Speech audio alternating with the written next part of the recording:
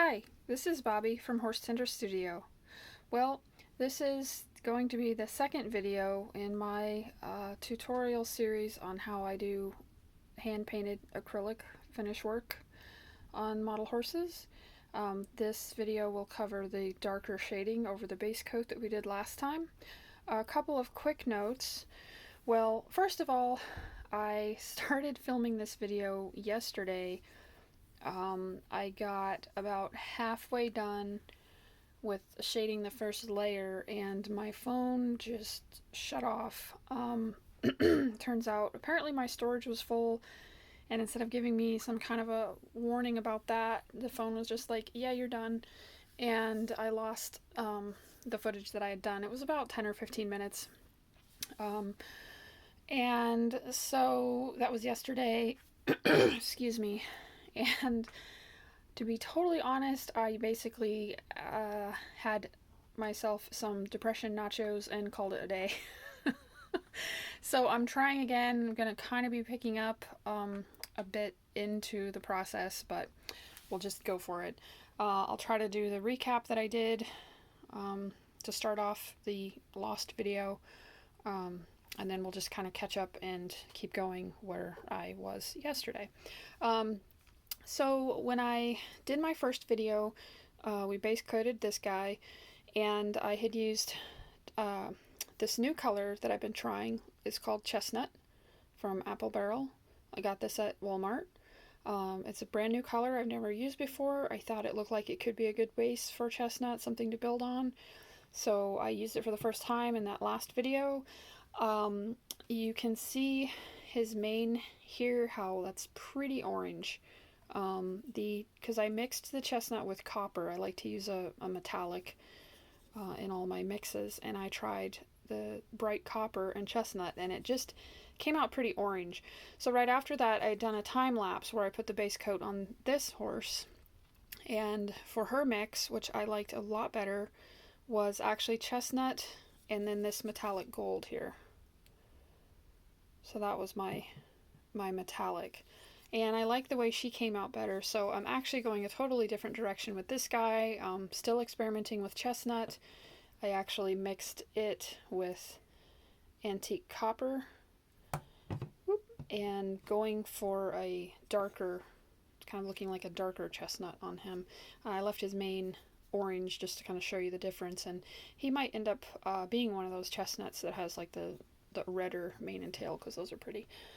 Anyway, so this is the one that we're going to be shading. I actually started her yesterday, like I said. I don't know if you'll be able to see that transition there where she gets darker. And on her other side, she has one layer of darker color. But this is where we're going to be trying to get her in this video. This is 2 layers of shading. And this is another one that I had done with that same chestnut and gold base. Now my light makes him look really metallic. I've got a really bright desk light that I'm working under. I was going to fiddle with him and try to tone that down until I realized that it's really just this super bright light. He does not look quite so fabulous under any other light, so he's okay. Anyway, alright. So materials for this will be your paint.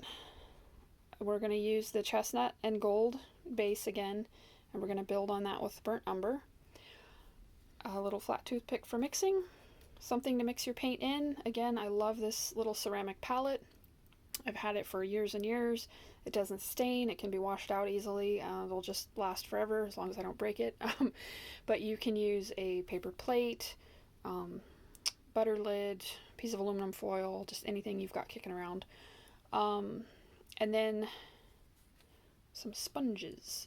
So this is like a cosmetic sponge, makeup sponge, and they come in these wedges that are bigger than this. And what I do is I cut them down into smaller wedges, and then I take my scissors and I round off the flat edge. And the reason for that is just because horses don't really have sharp angles, right angles in any of their coloring, and so generally, don't want to say that's always a rule, because then sure enough a horse will pop up with like, anyway, so it just makes sense to me to round it so that when it's like loaded up with paint, there's not going to be a glob out here on a corner or something getting stuck in a place I don't want it to. Anyway, it makes sense to me. So those things, and then for this step also you'll want to have a small paintbrush. This is a, where's the size? 000. 000 round. And that'll be to get the shading into some of the crevices around the mane, tail, legs.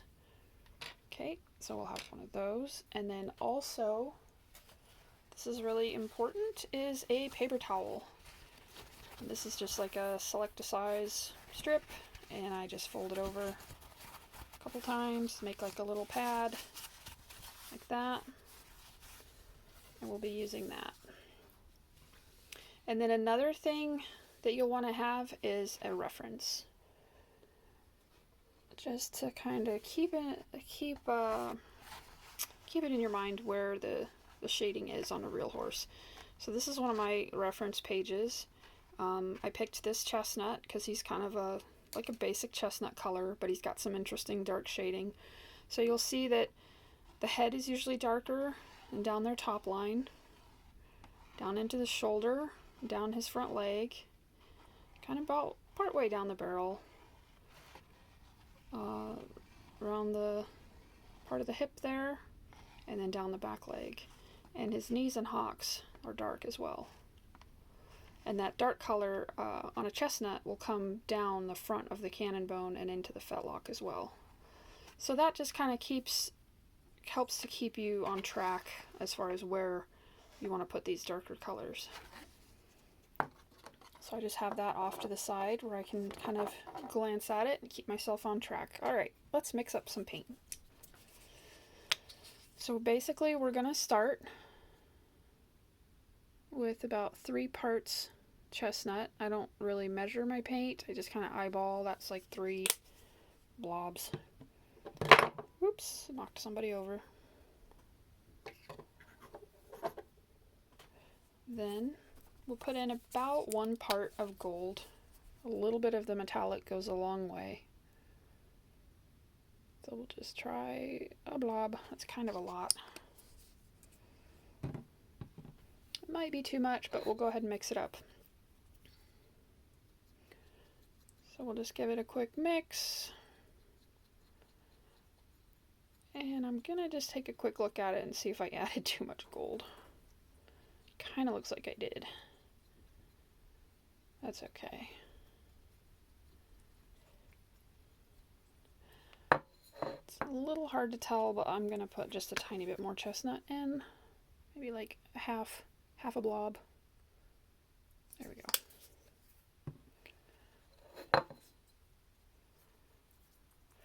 Now this is the base color. So what's really nice about acrylics and the fact that they dry so fast is if you wanted to, you could sit down and paint an entire horse in one setting, doing it this way, because you start with your base and then you just add your shadow. So you could, at this point, you could base coat the horse like we did in the first video. Then I'm just going to add a drop of burnt umber. I think I said it in the last video, but I've found that the thinner acrylics are the darker colors. So like black and burnt umber, they're really thin. Just need a drop. Okay. And so that's our first color. It's kind of like mud.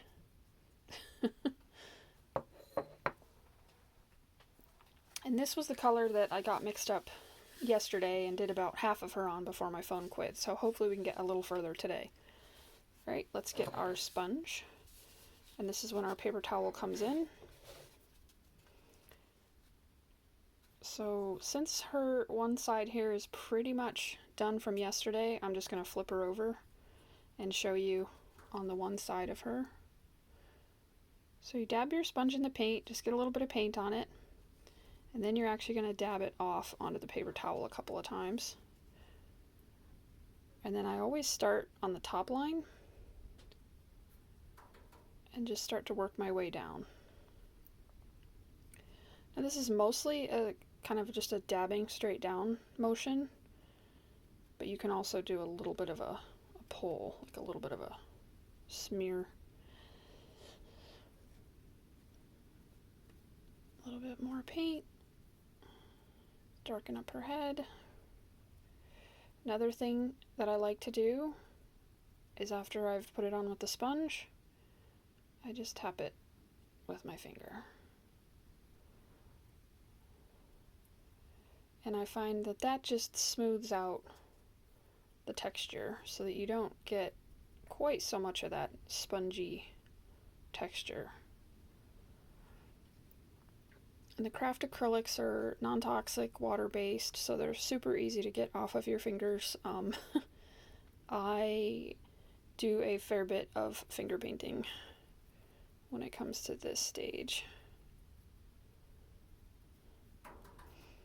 If you've seen the kind of like really quick and dirty blog tutorial I did, I think it was for Last Name Opemo or maybe the year before, I did just a super quick and dirty tutorial on my blog where I took some pictures and I kind of just tried to show tips and techniques for working with craft acrylic. I think I stressed over and over again, like, this is not going to be the creation of a really nice horse or anything, just some tips. And I mentioned the sponges, and at that point I was still doing my first layer of base coat with sponge. I've moved away from that, and so now I do the base coat by brush like in the first video, but I still find that sponges work so well for shading. You can kind of do a little bit of rubbing into the mane, and you can rub a little bit to get into the low spots on like the shoulder and the hip. You want to be careful, again, like I talked about in the base coat video, not to kind of worry over one spot too much, because you will start to kind of scrub or dab the paint out of that area if it's still wet or tacky and you're kind of like rubbing around in there. You can end up kind of making a mess. I'm doing this really lightly. I'm not pushing hard, just barely tapping the color on. Tap, tap, tap, tap. Come down the legs. Maybe rub it onto the knees a little bit, rub it onto the hocks, where those darker areas are. And this is a really subtle layer. I like to do the first layer just barely darker than the base coat. It makes it a lot easier to blend with the base if you start with the base and make it slightly darker. And I think that's pretty good. Since she was like halfway done already, we'll take a peek at her other side. Could go down her neck a little more there.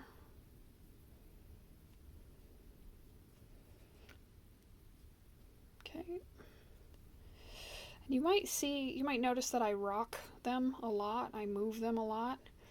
That really helps you see areas you might have missed, because I'm seeing when I tilt her this way, there's a lighter area up in her hip that I didn't get yesterday. For all I know, that's right when my camera quit and I was distracted by that. So we'll just work some into there right now. Again, that gold is really popping under this bright light. It definitely helps to look at your work under different lighting. I don't have very good lighting in this room, which is why I use this really bright desk light. The overhead light in this room is really dim, and I'm actually sitting right by a window, but it's pretty hard to tell because it's a north-facing window, and it's winter right now, cloudy and stormy, so it just, bright desk light is the only way I can see anything in here. But it is good, especially if you suspect something's a little wonky, like Golden Boy over here, to just look at them under different lighting. Natural light, regular room light, anything like that. Fluorescent can be interesting. Alright, so we're going to call that good for her first layer. And now you want to take your little brush, get a little bit on there, and I usually start just kind of making sure it's worked in under the mane. Again, don't be afraid to finger paint.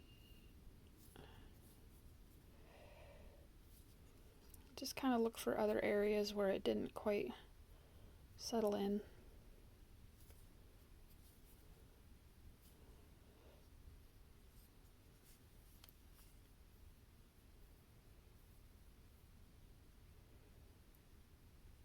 Okay.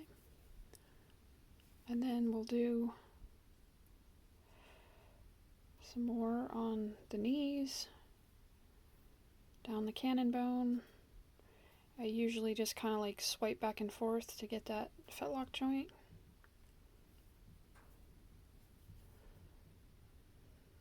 Go on the side of the hock, up the back of the hock.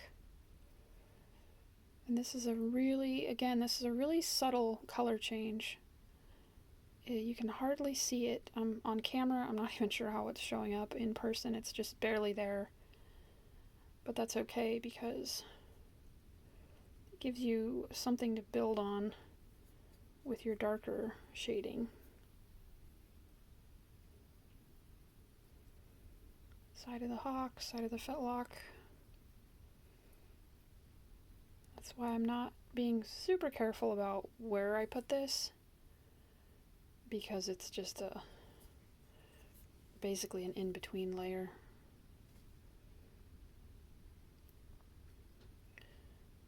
Side of the hock,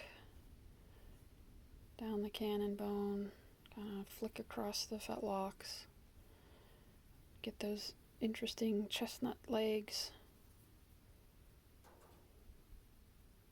Anybody who thinks a chestnut is boring hasn't really looked at them enough, I think. Alright. Okay. So we'll call that good for her first darker layer. Rinse the brush.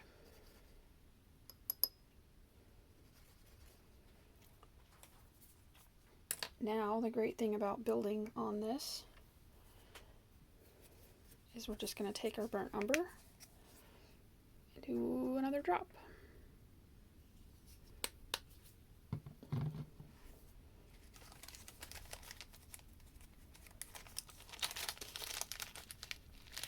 Grab out another little toothpick.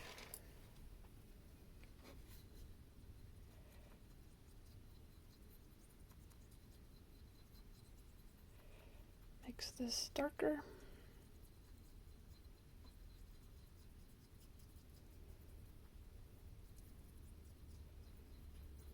It might be interesting to do a horse from start to finish. I might try that if there's any interest in it, but judging by how long these videos end up being, with my bit of rambling and whatever, gosh, it could be like a feature-length movie, I think. I would definitely have to make sure my phone was cleaned off before I did that. I suppose I could probably film it in pieces and try to like clip it together or something. That seems like it'd be a smart way to go. I have been talking about wanting to learn video editing for a long time, and I finally did learn enough to kind of splice together a little video around the farm. But it's still a very new skill I'm trying to learn. Alright, so now we're darkening the shading. Again, it's a subtle change. And what I do is I kind of hang back from the edge where I put the first layer. Like if the first layer is right about in there somewhere. And so I'm going to bring this down to just above that.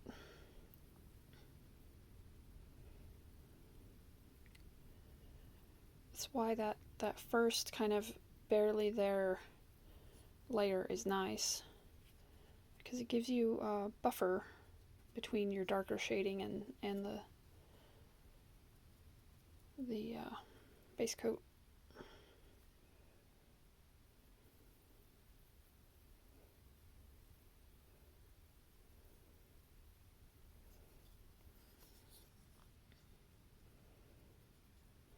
I'm obviously very amateur at filming, so it is hard to look at what I'm doing and then keep an eye on the camera and make sure, are things in frame? Are they in focus? Am I like out here doing the horse, which might happen, and if it does, I apologize. Maybe I'll get better at this if I do it more.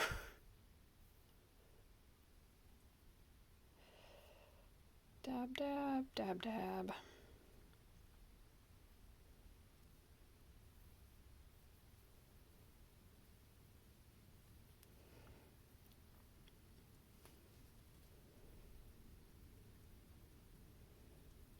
Along the neck.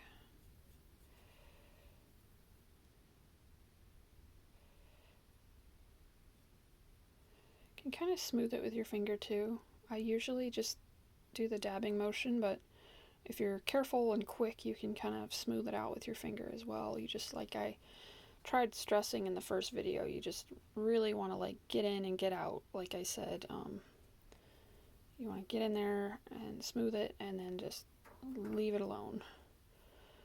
I know it can be really tempting to just kind of keep trying to work it and smooth it, but as it gets tacky, things will go bad. I think I forgot to do her face on this side.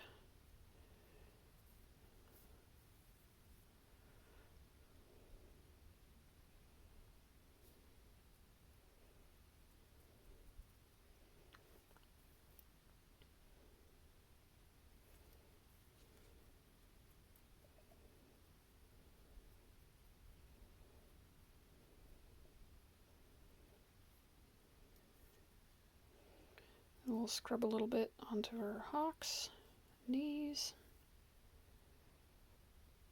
Just kind of a dab and scrub.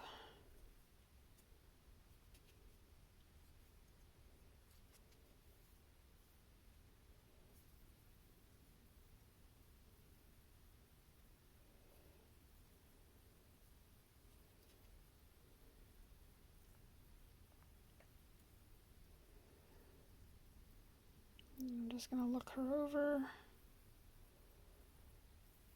see if it looks like I missed anything. I think she's looking pretty good.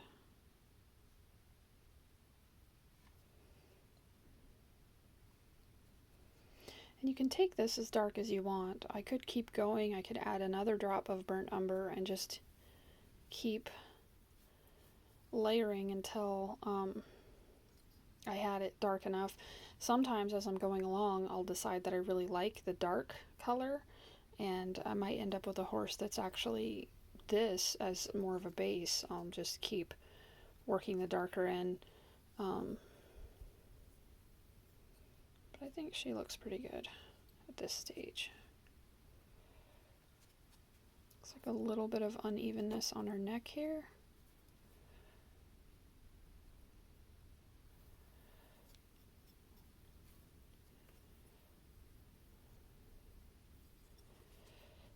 Maybe a little bit lighter on this side, up top.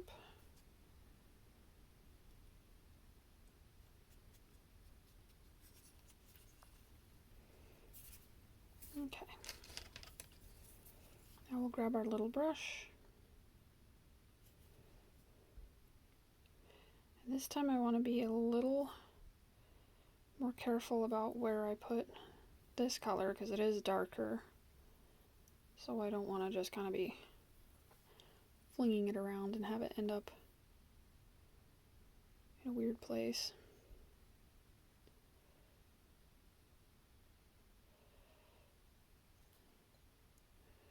Just focusing on the knees, down the front of the cannon bone, over the fetlocks, where they have those darker colors.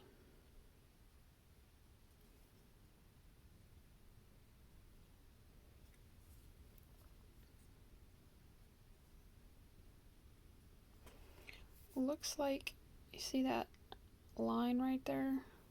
It's like I got a little carried away when I was doing the sponge on the hawks with the darker color. I was thinking about that as I was doing it. I was like, this might be a bit much. That's okay, we can fix it later on. Or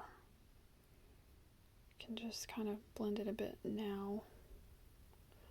And then when we come in later with the lighter color, because they have a lighter color up the back of the legs, so we can try to make that work. Worst case, mix up another batch of the base color and try to smooth that out. I think I did the same thing over here. Well, I suppose worst case is just like stripping. So, okay. And then we can't quite get the sponge in under the mane, so I'll just use this brush, even that out. Alright, I think she's pretty good. Whoop. Rinse the brush.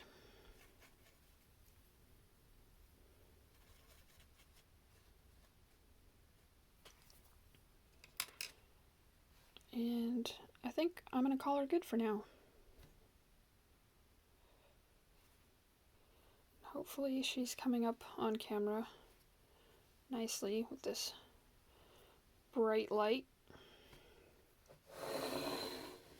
Scoot that out of the way. Yeah, I think we'll call that good. Alright, so that was shading half of the first layer of darker color, and then the whole second layer. And I hope that's helpful. And if you have any questions, feel free to put them down in the comments below. And I will start trying to put together the next video, which will be doing the lighter shading. And if we check our reference again really quick,